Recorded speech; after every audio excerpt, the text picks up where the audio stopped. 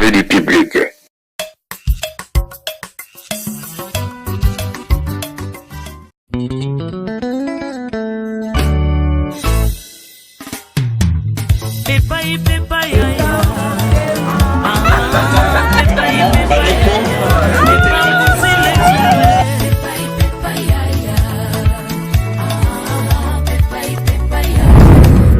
Avis du public.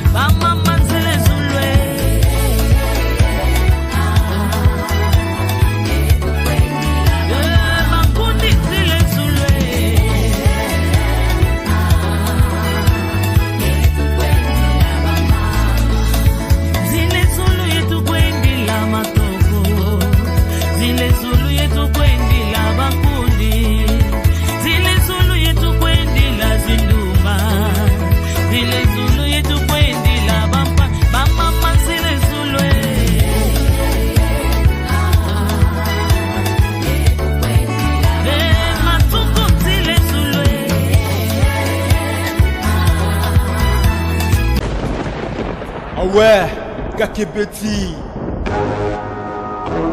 c'est qui a vie du public est bandit. Y'a mon balama des fois Pembe, Didier Masuki, Andy Chou, Narcisse Desaron, Afrique, Amérique, Europe, Asie, avis du public, et Soladama. Afrique, Amérique, Europe, Asie, avis du public, et totalement. Afrique, Amérique, Europe, Asie, avis du public, et Soladama. Afrique, Amérique, Europe, Asie, avis du public. Kikunaga na zaku ya biso Kikunaga kilema tukineko Kutala na biso Avis du public Kikunaga ko kilema tukinde Wap kilelo ndiko Izande fe Wap kilelo ndiko Tuko sepela Numo coupe Oyo binenga avis du public Ebinga kya Bamisise kwa comédien Deko komo Avis du public, Didier Masuki avis du public, Chez Didier Masuki avis du public, Didier Masuki avis du public.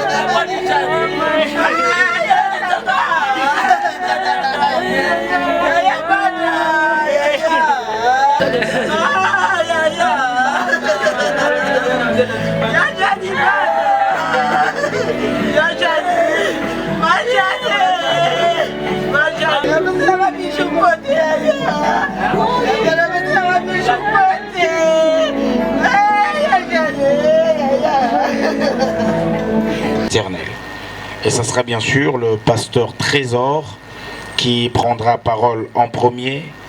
Il va nous introduire par la prière. Il va également nous exhorter pendant 5 minutes. Après l'exhortation, nous passerons à la lecture de la biographie de notre maman. Question d'avoir une idée sur ce qu'a été ce jour ou le parcours de maman Jeanne d'Arc parmi nous dans ce monde. Et après la biographie, on va passer au témoignage. Montagnon soit Ebaki maman Jeanne, Vandaki Naye, elle a honoré mémoire Naye en témoignant. Pendant que le pasteur Trésor sera en train de nous exhorter, Sogo se sentir capable de témoigner pour nous honorer mémoire à maman. Ça n'est pas été Rosala pour nous repasser combo. Et après le témoignage, directement nous passerons à la cérémonie du dépôt de gerbes de fleurs et le recueillement au même moment. Après le recueillement, le pasteur Antoine viendra pour le mot de remerciement de la famille. Et après cela, nous allons lever les corps sans vie de Madame Jeanne, direction cimetière des Mingadi Nouvelle Cité. Et après l'enterrement, nous allons nous retrouver tous dans la salle Sam House, non loin à Kalamou ici, Namaï, à Kalamou, juste à côté. C'est là où se trouve la salle. Voilà tout pour l'annonce de notre programme. Sans transition, nous invitons le pasteur Trésor. Quartier notre Dieu, tu es le maître des temps et des circonstances. Merci mon Dieu, mon roi, pour tout ce que tu as fait au milieu de nous. Que ton nom soit loué, que ton nom soit élevé, car tu es notre Dieu. Je te dis, Seigneur, c'est bon moment entre tes sept mains.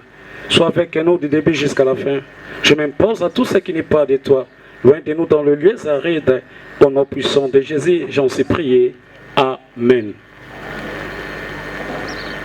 Oui, bien-aimé, nous exhorté Katnesikao.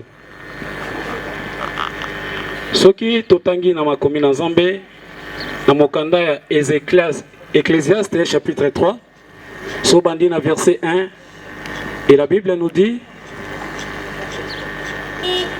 il est notre Dieu et le maître des temps et des circonstances.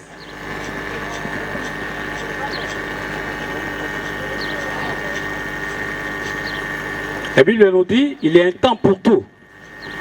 Un temps pour naître et un temps pour mourir. Un temps pour semer et un temps pour moissonner. Un temps pour jeter et un temps pour ramasser. Et n'a profité, n'a bisayo, katnesika oyo. Tebaki maman Jeanne Malam.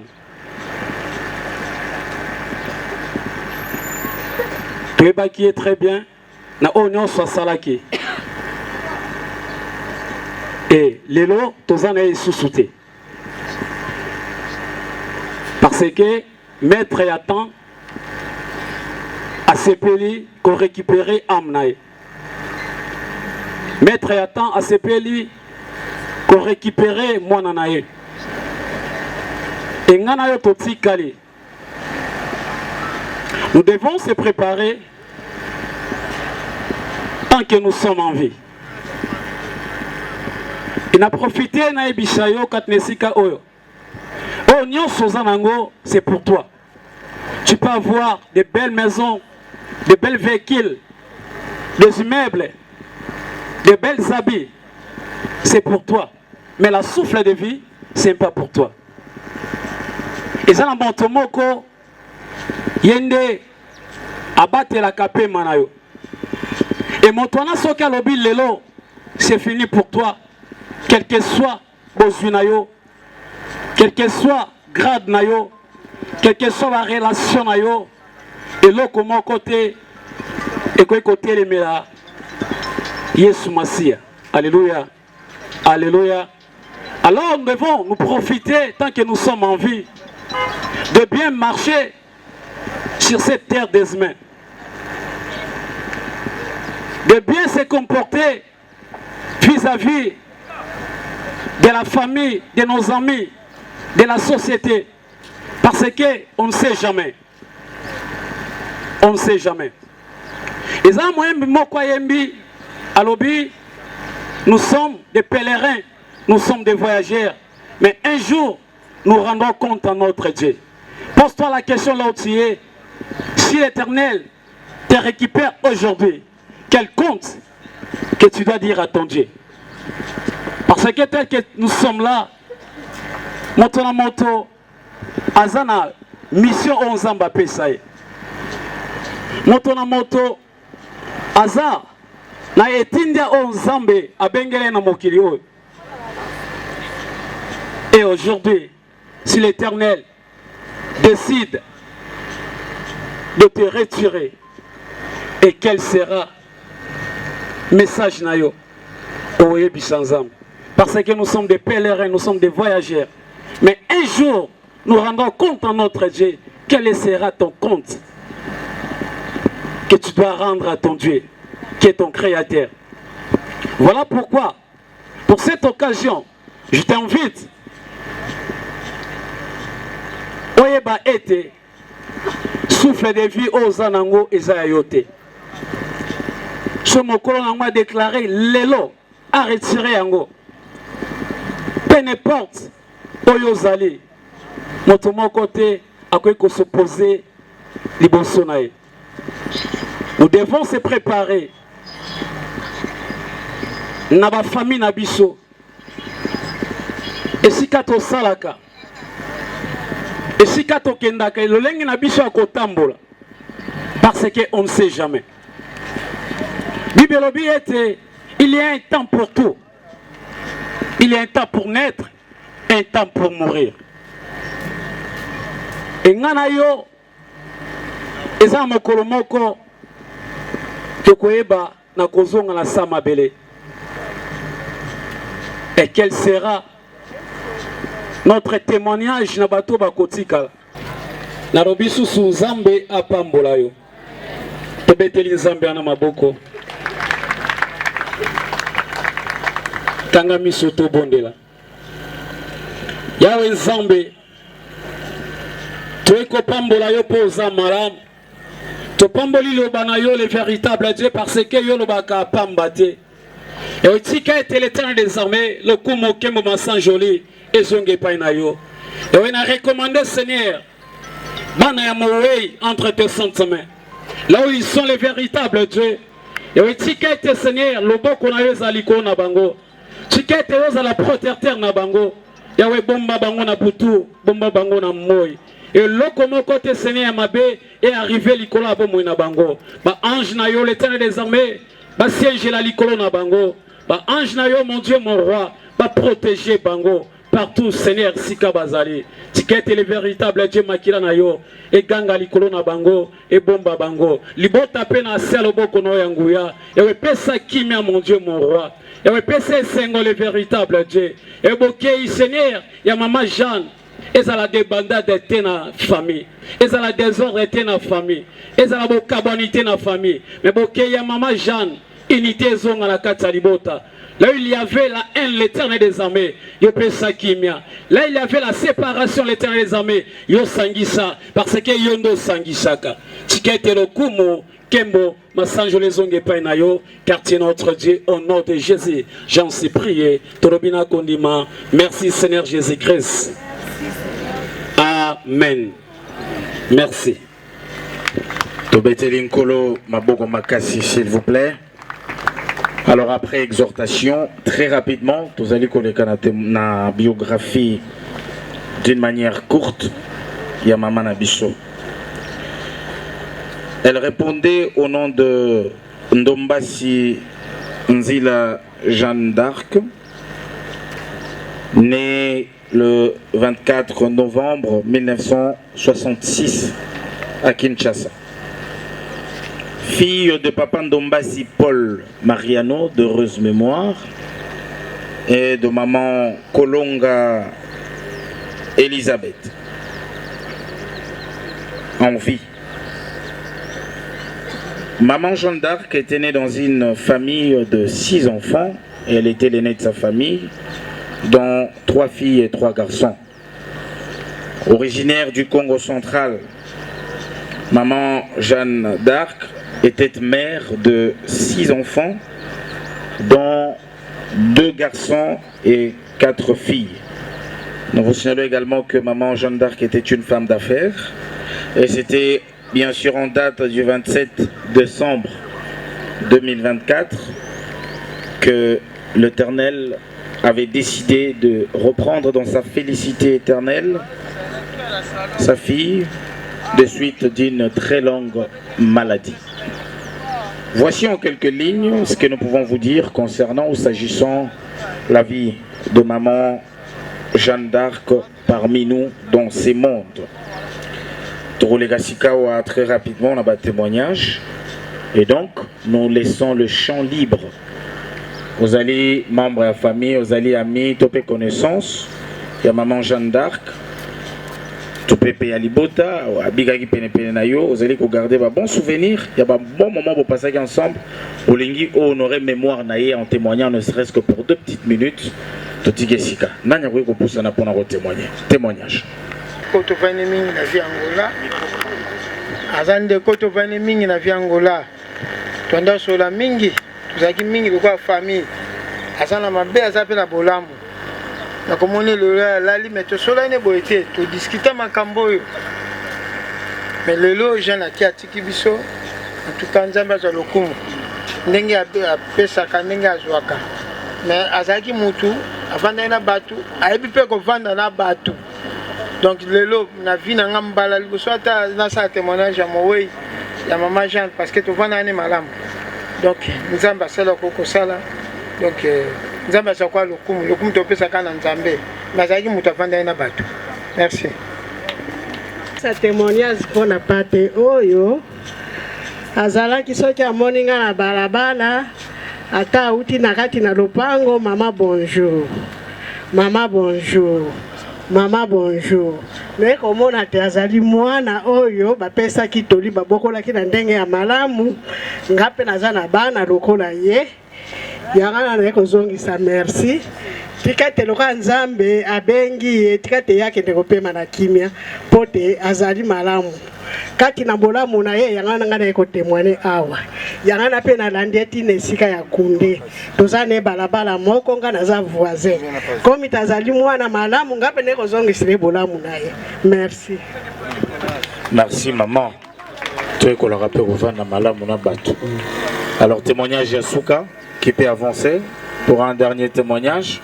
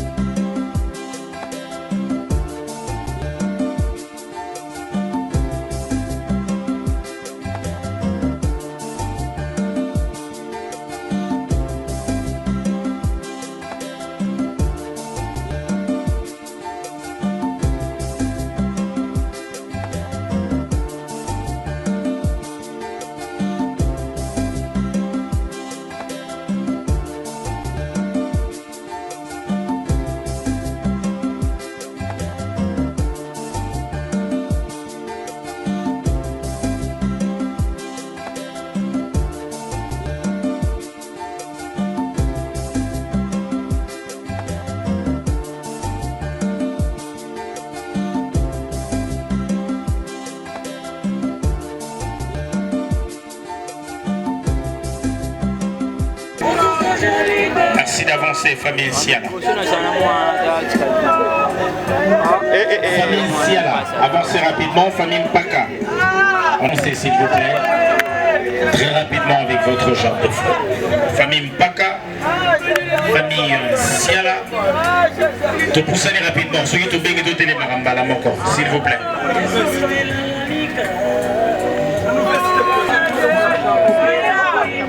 Famille Paka, avancez rapidement.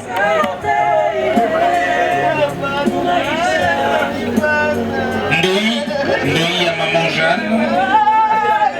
Ndomba Sylvie à Naomi. Avance également avec la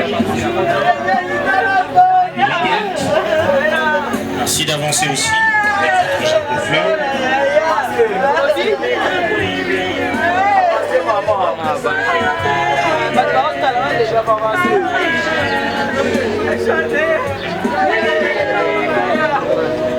Délégation, nous appelons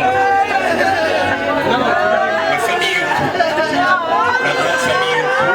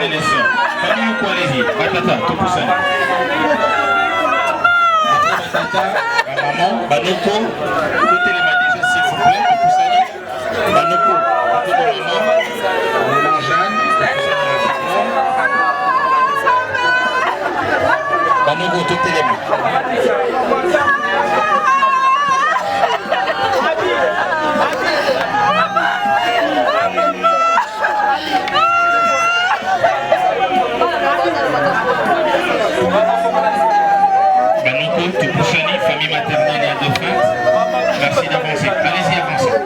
Maman, tu peux pas les gars. Et la rente a dit que le gars, on a droit à ça.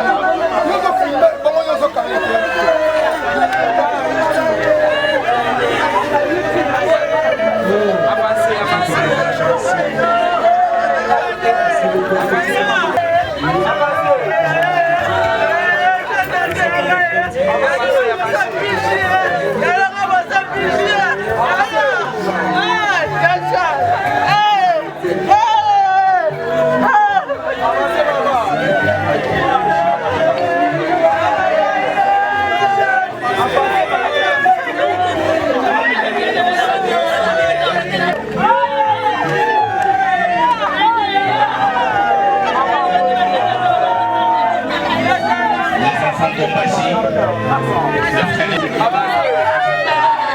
Les enfants, merci d'avancer aussi. Les enfants demandent. Les enfants vont avancer pour circuler. Les enfants de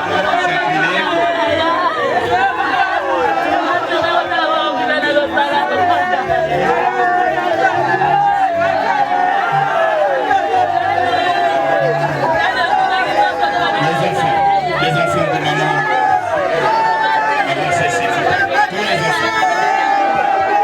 Maman Charles, vous allez pousser dans le genre de fleurs. Les enfants.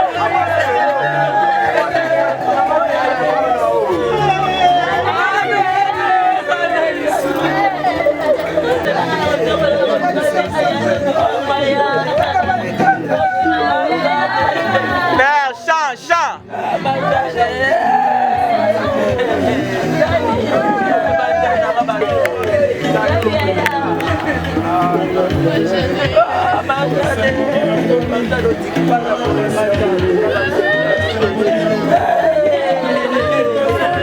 Merci d'avancer. Sécurité. Nous appelons le pasteur Antoine pour le nom de la famille. Pasteur Antoine.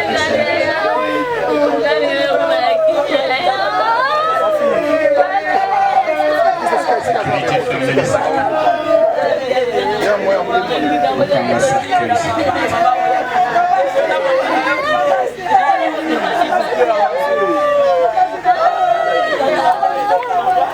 Merci.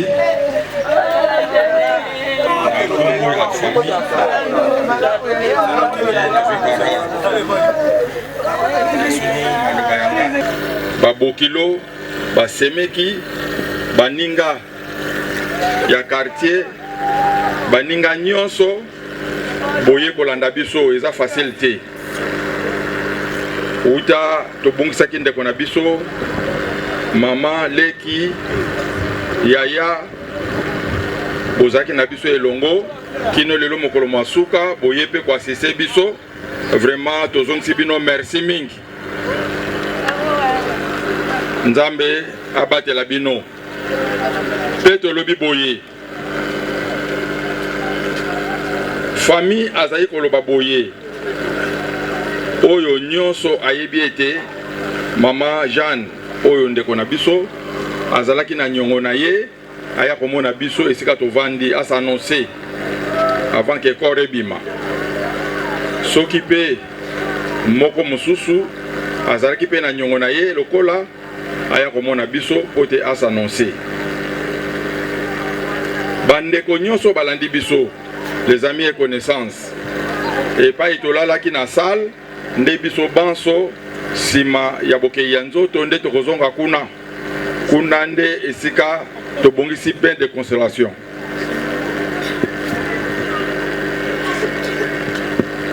oyo tozali kokende cimetière toza na 2 bis yango wana ezali wana ya famille ya papa moko ya famille ya mama moko tokokota kuna po tokende cimetière et puis mpona kosukisa bandeko nyonso ya famille même oyo bakokende ko se retrouver na salle biso banso tokozonga na kenge esika libota evandaki sokoke na salle yebake ozonga noki esika libota evandaki bamama leki biso banso tokozonga na kenge kuna les 2 familles ya tata pe ya mama po tosilisa makambo ya famille mais le reste les amis na bandeko biso banso tozozonga na salle kuna nde pa tokoclôturer makambo nyonso. Merci nzambe azwa lokumu.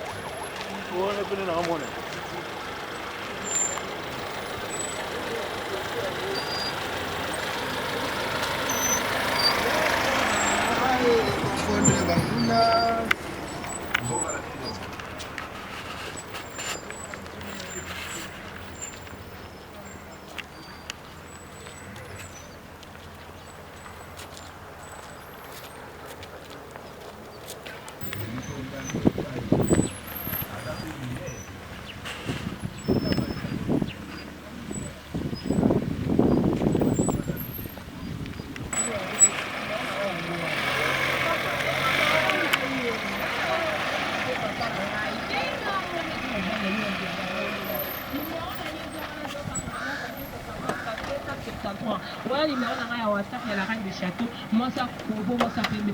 Soko le mama otala ni nango. Nota ba soutien. Te ko kaote. Ouais. Comment te ni ni. Yo faut ça la soutien yo moko. Ah oui, ele. Mama na ko kangai. Eh ko kaote. Na kisa mo bani na ngam dabi mesure na ngai. Ah,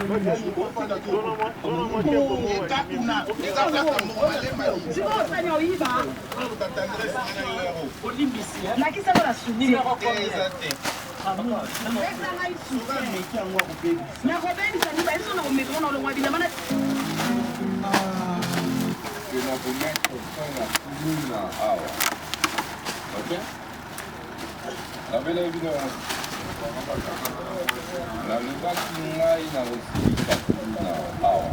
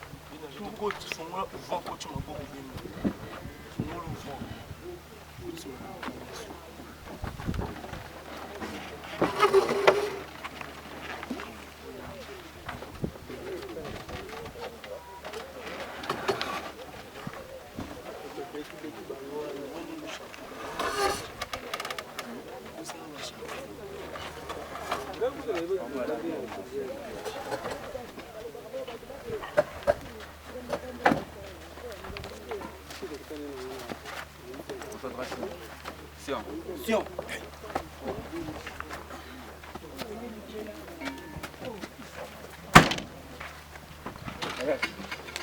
Peut-être un ciment.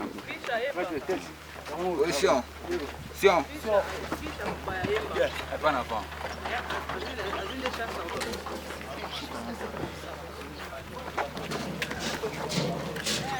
Chef, s'il vous plaît, on va voter. S'il vous plaît, la famille, on va voter.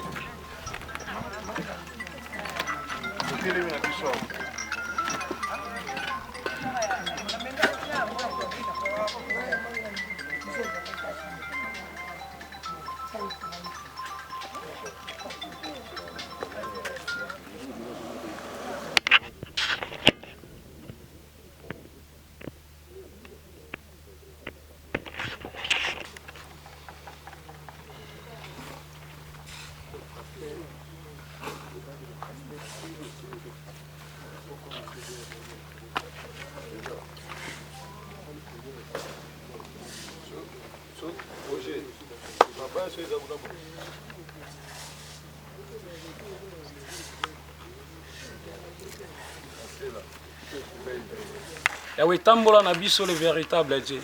Car lolengo ye na biso l'Éternel des armées zonga na biso na kimia nyonso na kombo na Yesu.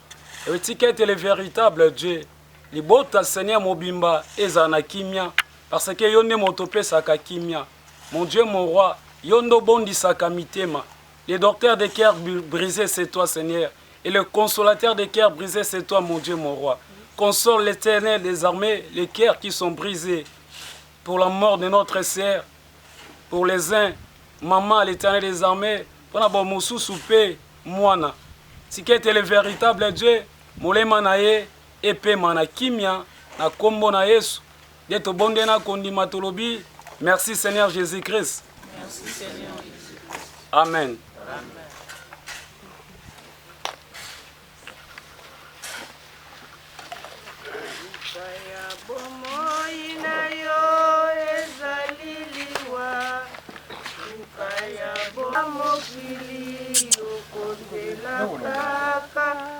Alo mabaya.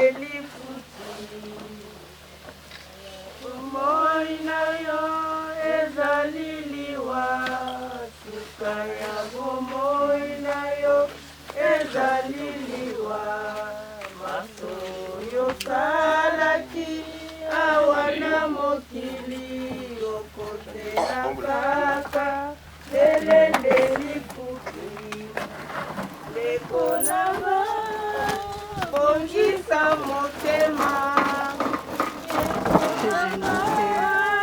bongisa motema mobembo liaki ndele okozonga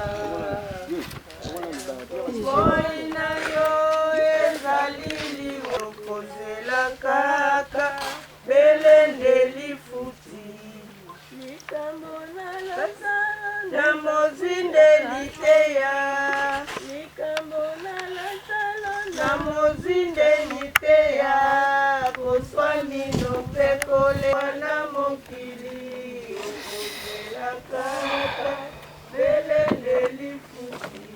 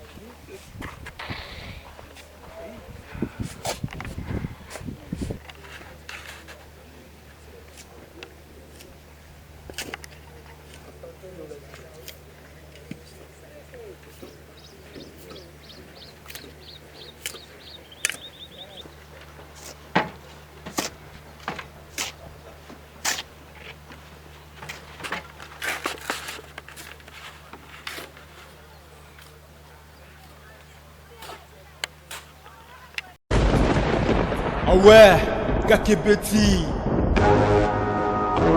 C'est qui a vie du public est bandit. Y'a mon balama des fois Pembe. Didier Masuki. Andy Chou, Narcisse Desaron. Afrique, Amérique, Europe, Asie, Abidi Pibi. Et cela d'Ama. Afrique, Amérique, Europe, Asie, Abidi Pibi. Et totalement. Afrique, Amérique, Europe, Asie, Abidi Pibi. Et cela d'Ama. Afrique, Amérique, Europe, Asie, Abidi Pibi. Kunaga na zaku ya biso Kunaga kilema tukingeko Kutala na biso Avis du public Kunaga ko kilema tukinde Parce que les noms de ko ils ont des faits Parce que les noms de ko tuko sepela Nimo coupe oyo bunenga vie du public Et binga kya Bami si c'est pas comédien De Kokomo Avis du public Didier Masuki Abidi Pibi, chez Didier Masuki